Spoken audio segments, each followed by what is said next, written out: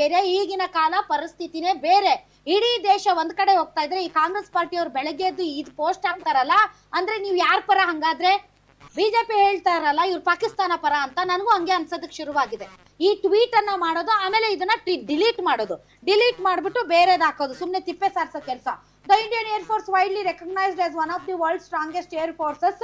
ಬಹಳ ಚೆನ್ನಾಗಿ ಮಾಡಿದೆ. We stand with the government, we stand with our security forces ಅಂತ ಮತ್ತೆ ತಿಪ್ಪೆ ಸಾರಿಸೋ ಕೆಲಸ. ಇದನ್ನೇ ಫಸ್ಟ್ ಹಾಕ್ಬೇಕಾಗಿತ್ತು. ಇದನ್ನ ಹಾಕಿ ಡಿಲೀಟ್ ಮಾಡಿ ಇದನ್ನ ಯಾಕೆ ಹಾಕಿದ್ರಿ? ಇಂಥ ಕೆಲಸಗಳನ್ನ ಮಾಡಿ ನೀವು ಅಲ್ಲಿ ಪಾಕಿಸ್ತಾನ ಮೀಡಿಯಾದಲ್ಲೂ ಕೂಡ ತುಂಬಾ ಹೀರೋಗಳಾದ್ರಿ. ಇವತ್ತು ಇದನ್ನು ಹಾಕ್ತಾರೆ ಪಾಕಿಸ್ತಾನದವರು. ನೋಡಿ, ಹಿಂಗೆ ಭಾರತದಲ್ಲಿರುವಂತ ಒಬ್ಬ ಒಂದು ರಾಜ್ಯ, ಆ ರಾಜ್ಯದ ಸರ್ಕಾರದ ಅಧಿಕೃತ ಅಕೌಂಟ್ ಅಲ್ಲಿ ಈ ತರದೊಂದು ಪೋಸ್ಟ್ ಬಂದಿತ್ತು, ಆಮೇಲೆ ಡಿಲೀಟ್ ಮಾಡಿದ್ರು. ಅವ್ರ ದೇಶದಲ್ಲೇ ಒಂದು ಏಕತೆ ಇಲ್ಲ, ಅವ್ರ ದೇಶದಲ್ಲೇ ಒಂದು ಅಖಂಡತೆ ಇಲ್ಲ, ಅವ್ರ ದೇಶದಲ್ಲೇ ಇಂಥವರೆಲ್ಲ ಕೋತಿಗಳೆಲ್ಲ ಇದ್ದಾರೆ ಅಂತ.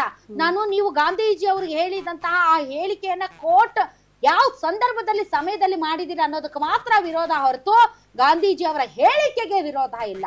ಸೊ ಇಂಥ ಒಂದು ಎಡವಟ್ಟುಗಳನ್ನ ಮಾಡ್ಕೊಂಡು ಉಗ್ರಗಾಮಿಗಳ ಪರ ನಾವು, ಪಾಕಿಸ್ತಾನದ ಪರ ನಾವು ಅಂತ ಯಾರು ಇವಾಗ ನಿಮ್ಗೆ ಬರಳು ತೋರಿಸ್ತಾ ಇದ್ದಾರೋ ಅಂತವ್ರಿಗೆ ನೀವೇ ಆಹಾರ ಆಗದಂತೆ ಇದೆ ಅಂತ ಅನ್ಸುತ್ತೆ. ನಿಮ್ಗೆ ಏನ್ ಹೇಳ್ಬೇಕೇನೋ ಕಾಂಗ್ರೆಸ್ನವ್ರಿಗೆ. ನೋಡಿ, ಟ್ವಿಟರ್ ಅಲ್ಲೆಲ್ಲ ಎಲ್ಲಾರು ಅದನ್ನೇ ಪೋಸ್ಟ್ ಆಗ್ತಾ ಇದಾರೆ. ಯಾಕೆ ಡಿಲೀಟ್ ಮಾಡಿದ್ರಿ? ಯಾಕೆ ಡಿಲೀಟ್ ಮಾಡಿದ್ರಿ?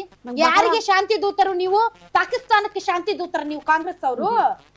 ಟೆರರಿಸ್ಟ್ ಗಳಿಗೆ ಶಾಂತಿ ದೂತರೇನ್ರಿ ನೀವು? ಅವತ್ತು ಕಂದಹಾರ ವಿಮಾನ ಅಪಹರಣ ಪ್ರಕರಣದಲ್ಲಿ ಬಿಟ್ಟು ಕಳಿಸಿರೋನು ಇಷ್ಟೆಲ್ಲ ಅನಾಹುತ ಆಘಾತಗಳನ್ನ ಮಾಡಿ ಎಲ್ಲೋ ಅಡಗಿ ಕೂತಿದ್ದಾನೆ. ಈಗ ಮತ್ತೆ ನಾವು ಶಾಂತಿ ದೂತರಾಗ್ಬೇಕಂತೆ. ನಿಮ್ಗೆ ಬೇರೆ ಕೆಲ್ಸ ಇಲ್ಲ, ಮಾಡದ್ ಮಾಡ್ರಿ ಅಂತ ಅಂದ್ರೆ ಮಾಡಬಾರ್ದು ಮಾಡಿ ಈ ತರದ್ ಮಾಡ್ತಿರ್ತೀರ. ನಾಚಿಕೆ ಆಗುತ್ತೆ. ನಮ್ಗೆ ಇಂಥದೊಂದು ಸರ್ಕಾರ ಇದೆ, ಇಂಥದೊಬ್ರು ಇದಿದ್ದಾರೆ ಅಂತ. ಅದು ಅಧಿಕೃತವಾದಂತ ಅಕೌಂಟ್, ಬೋಗಸ್ ಏನ ಅಲ್ಲ. ಎಲ್ಲಿ ಪಾಪ ಸಿದ್ದರಾಮಯ್ಯವ್ರು ಮಲ್ಕೊಂಡಿರ್ತಾರೇನೋ, ನನಗೂ ಗೊತ್ತಿಲ್ಲ. ಅಥವಾ ಇವರು ಡಿ ಕೆ ಶಿವಕುಮಾರ್ ಅವರು ರಾಜ್ಯಾಧ್ಯಕ್ಷರು ಅಲ್ವೇ? ಹೌದು, ಕಾಂಗ್ರೆಸ್ ಪಾರ್ಟಿಗೆ. ನಿಮ್ಮ ಅನುಮತಿಯೊಂದಿಗೆ ಪೋಸ್ಟ್ ಹಾಕಿ ಡಿಲೀಟ್ ಮಾಡಿದ್ರೇನ್ರಿ?